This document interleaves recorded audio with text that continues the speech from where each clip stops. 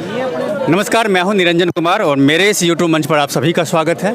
इस वक्त मैं दिल्ली के जंतर मंतर पर हूं, जहां पर देश के पूर्व सैनिक लगातार अपनी मांग को लेकर के प्रोटेस्ट कर रहे हैं और ये प्रोटेस्ट लगातार बढ़ता जा रहा है। तो आज हम इन्हीं से बात करेंगे और जानने की कोशिश करेंगे कि आखिर इनकी मांग मानी गई या नहीं, सरकार का कोई प्रतिनिधि इनसे मिलने के लिए आया नहीं, जैसे तमाम मुद्दे हैं जिस पर मैं बात करूंगा। सबसे पहले सर आपका स्वागत है।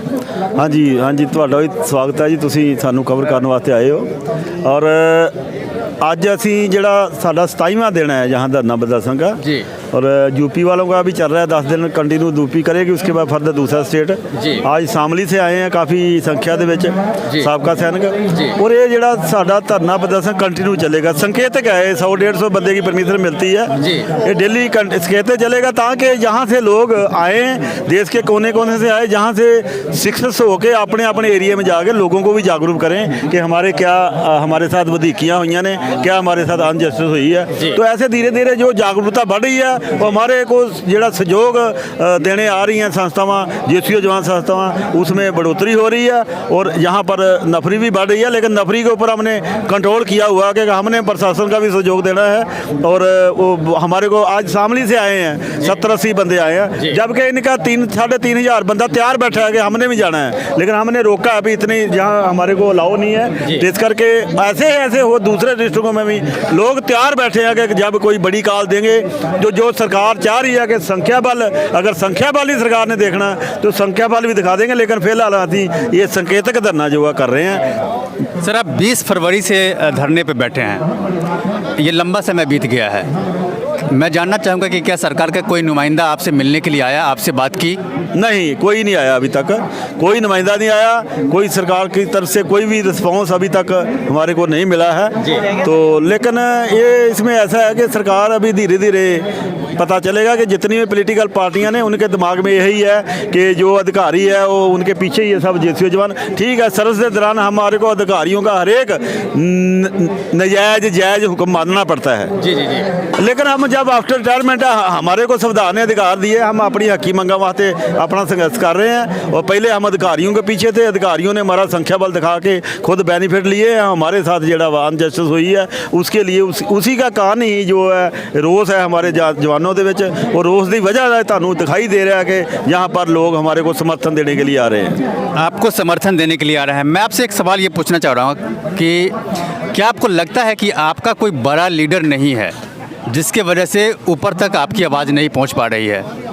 देखिए सर, मैंने आपको पहले बोला कि पहले हमने अपने अधिकारियों को लीडर माना था जी, लेकिन उन लीडरों ने हमारे साथ विश्वासघात किया। यही सवाल है। हमारे को यहाँ पर कोई ज्यादा लीडर की जरूरत नहीं है, जहाँ कोई एक व्यक्ति विशेष का धरना नहीं है, एक किसी संस्था का धरना नहीं है। ये धरना अभी पूरे देश के साबका सैनिक जो 28 लाख है, जहाँ साड़ियाँ वीर नारियां ने, विडो बहना ने, जहाँ जो शहीद परिवार है, जहाँ जो रिजर्विस्ट आ रहे हैं, उनका धरना है, खाली किसी व्यक्ति विशेष का नहीं है। यहाँ लीडर की जरूरत है, लोग जितने हैं सारे लीडर हैं। आपने किसानी संघर्ष में भी देखा होगा कि वहाँ किसानी संघर्ष और हमारे संघर्ष में बहुत फर्क है। जहाँ पर सबके मुद्दे सेम है, जो भी जहाँ पर आ रहे हैं सारा लीडर ही है, जहाँ पर लीडर की भी कोई जरूरत नहीं है। लेकिन फिर भी हम जहाँ हमारी कमेटी बनी हुई है, जड़ा साझा मोर्चा बनया, वो जो भी हुक्म करता है तो उसी हिसाब से अगला कोर्स ऑफ एक्शन हम करते हैं। सर मेरा लीडर से मतलब मेरा ये था कि आपने कहा कि आपकी जो मांग थी वो आपके सीनियर ऑफिसर जो टेबल पे बैठते थे बातचीत करने के लिए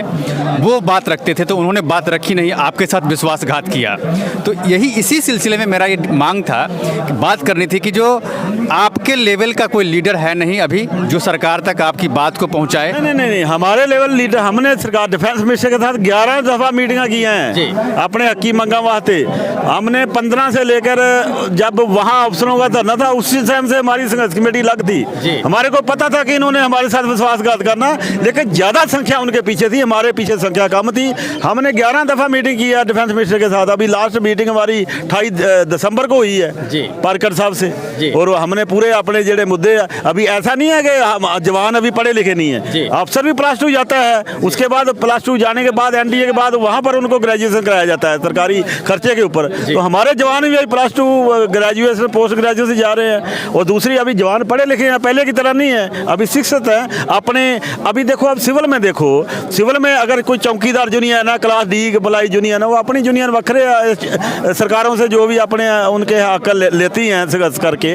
और ऐसे ही हम देसियों जवान हैं, हम अपने हकी मंगा वास्ते सानू संविधान ने अधिकार दिए हैं। सिविल में जैसे एक कोई चौकीदार है, उसका बच्चा अगर अफसर बन जाता है IAS अफसर, वो IAS अफसर की यूनियन अलग होएगी, वो चौकीदार यूनियन अलग है। ऐसा तो नहीं है वो चौकीदार जो IAS यूनियन में काम करेगा, जहाँ उसका जो बेटा IAS अफसर बढ़िया वो चौकीदार यूनियन में काम करेगा। ऐसे हम देसियों जवानों की यूनियन है, अफसरों की यूनियन अलग है। हमारी तरफ से जो मर्जी सरकार से ले अपना जो भी, लेकिन हमारी संख्या बल का जो उन्होंने इस्तेमाल करके हमारे साथ जो धोखा किया, हमारी पेट में छुरी मारी है, उसी रोज़ की वही रोज़ है हमारे जवानों में। वो रोज़ का ही कारण है कि जो आज हम जवान अपने घरों से निकल चुके हैं अपने हकी मंगा वास्ते। जी जी जी सर, ये बताइए कि संसद का ये दूसरा सत्र चल रहा है, 13 मार्च से दूसरा सत्र शुरू हुआ है बजट सत्र। आपको लगता है कि इस बजट सत्र में आपकी बात उठेगी संसद में? देखिए सर, अभी देखते हैं कि हमारी एक तो जो बीजेपी सरकार जिसकी सरकार है वो भी हमारी सुन नहीं रही, और जो विरोधी पार्टियां जो अपने आप को देशभक्त कहंदियां ने, असी देशभक्त हैं, असी फलाना। अगर देशभक्त है तो ये जो बैठे हैं जहाँ, ये कौन ने? ये देश के दुश्मन ने, ਉਹ ਜਿਨ੍ਹਾਂ ਦੇ ਬੱਚੇ ਸ਼ਹੀਦੀਆਂ ਪਾ ਰਹੇ ਨੇ ਬਾਰਡਰਾਂ ਦੇ ਉੱਤੇ, ਉਹ ਜਿਹੜੇ ਸਾਡੇ ਸਾਥੀ ਤਿਰੰਗਿਆਂ ਦੇ ਵਿੱਚ ਲਵੇਟ ਕੇ ਆ ਚੁੱਕੇ ਆ, ਔਰ ਅਸੀਂ ਆਪਣੀਆਂ ਪੂਰੀਆਂ ਜਵਾਨੀਆਂ ਜਿਹੜੀਆਂ ਗਾਲ ਕੇ ਆਏ ਆ ਬਾਰਡਰਾਂ ਦੇ ਉੱਤੇ। क्या ये हम देशभक्त नहीं है? हम अपने हकी मंगा वास्ते बैठे हैं, लेकिन आज तक ना तो कोई अपोजिशन हमारी आवाज़ उठा रही है लोकसभा में, ना हमारी जड़ी सरकार है वो हमारी बात सुन रही है। यही सवाल सर मेरा था कि बीजेपी अभी सत्ता में है, NDA की सरकार सत्ता में है, और विपक्ष जो है, विपक्ष में भी बहुत बड़ी पार्टी है कांग्रेस, जिसका लंबे समय तक शासन रहा है इस देश पर। तो कांग्रेस के साथ साथ बहुत सारी पार्टियां ऐसी है जो उसमें से उसका कोई एक नेता भी आपसे मिलने के लिए नहीं आया। देखिए अभी ऐसा है ना, मैंने आपको बताया है ना, इन पॉलिटिकल पार्टियों को 70-75 साल की कब्जी हुई है, कब्जी, और कब्जी थोड़ा धीरे धीरे टूटनी है जी। इनके दिमाग में यही कीड़ा है कि अफसर जनरल कर्नल को आगे कर दो, बाकी सब पीछे है। वो अभी इनकी कब्जी हम तोड़ेंगे धीरे धीरे, तो इनको हम इंग्लिश दवाई नहीं, मेडिसिन नहीं दे रहे हैं, अभी इनको एलोपैथी और दूसरी दवाई दे रहे हैं जल्दी जल्दी, जो धीरे धीरे असर करती है। अभी ऐसे ही हमारा जो संघर्ष जैसे चलेगा, धीरे धीरे चलेगा, लोग जागरूक होंगे, तो हमारा संख्या बल जब होगा तो सब पॉलिटिकल पार्टियां आएंगी, इधर आएंगी, और जड़ी मौजूदा सरकार है वो भी हमारी बात सुनेगी, लेकिन थोड़ा टाइम लगेगा, वो कब्जी टूटने में टाइम लगेगा, थोड़ा सा वक्त लगेगा। लेकिन सर यहाँ पर मेरा एक सवाल ये भी है कि आपको सिर्फ 100 लोगों को जंतर मंतर पे आने का आदेश मिलता है, और आपने भी कहा कि हम डिसिप्लिन्ड हैं, हम नहीं चाहते कि किसी तरह का कोई बवाल हो और कम लोग आए और अपनी बात रखें। तो सर मेरा ये कहना है आपसे कि क्या ये जो लंबा प्रोसेस चल रहा है, तो ये लंबा प्रोसेस कब तक चलेगा सर? देखिए लंबा प्रोसेस तो अभी आप बोल रहे सेशन चल रहा है, सेशन तो फिर दोबारा भी चलना है जी। सेशन के बाद उसके बाद इलेक्शन भी आनी है जी। हम तो जहाँ बैठे रहेंगे जब तक सरकार हमारी नहीं सुनेगी। अभी ये सरकार ने देखना है।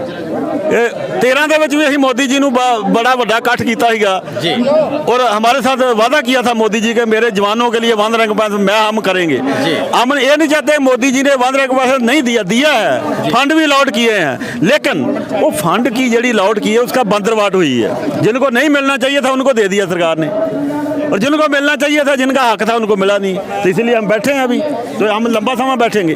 सर एक आखिरी सवाल, क्या सरकार आपको अगर बुलाती है बातचीत के टेबल पे, तो क्या इस बार आपका कोई प्रतिनिधि जाएगा, या फिर इस बार भी कोई टॉप का ऑफिसर जाएगा जो आपके? नहीं, इस बार सरकार हमारे को बुलाएगी, हमारे जेसीओ जवान के प्रतिनिधि ही जाएंगे। हम अफसरों को बीच में बिचौलियां नहीं ले गए, उन बिचौलियों ने पहले हमारे साथ बड़ा विश्वासघात कर दिया है। हमने अपने अभी जैसे आपको मैंने पहले बताया है ना, जैसे कोई क्लास D एम्प्लॉई है, क्लास 4 एम्प्लॉई है, कोई चौकीदार, वो अलग तौर पर अपना सरकार से बात करते हैं अपनी यूनियन। तो हम जवान हैं, हम भी अपना अलग बात करेंगे, हमारे मुद्दे अलग हैं, अफसरों के अलग हैं। तो हम अपने हकी मंगा वास्ते सरकार से डायरेक्ट बात करेंगे, बीच में कोई बिचौलियाँ नहीं पाएंगे। आपका बहुत बहुत धन्यवाद सर।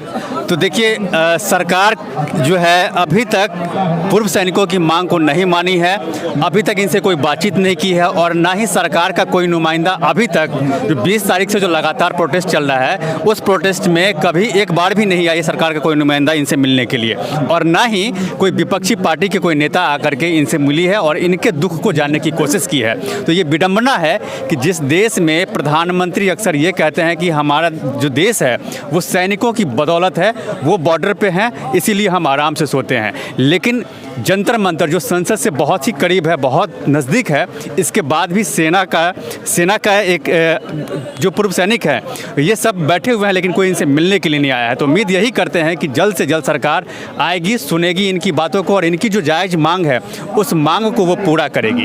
तो आप मेरे साथ बने रहें और आपने अब तक अगर मेरे इस यूट्यूब मंच को सब्सक्राइब नहीं किया तो प्लीज़ सबसे पहले आप मेरे इस यूट्यूब मंच को सब्सक्राइब कीजिए, लाइक शेयर और कॉमेंट जरूर कीजिए। इसमें एक कॉमेंट बॉक्स है जहाँ जाकर के आप इस मुद्दे से रिलेटेड अपने सवाल कर सकते हैं जिसका जवाब मैं आपको दूंगा और सर आपको देंगे। तब तक के लिए धन्यवाद।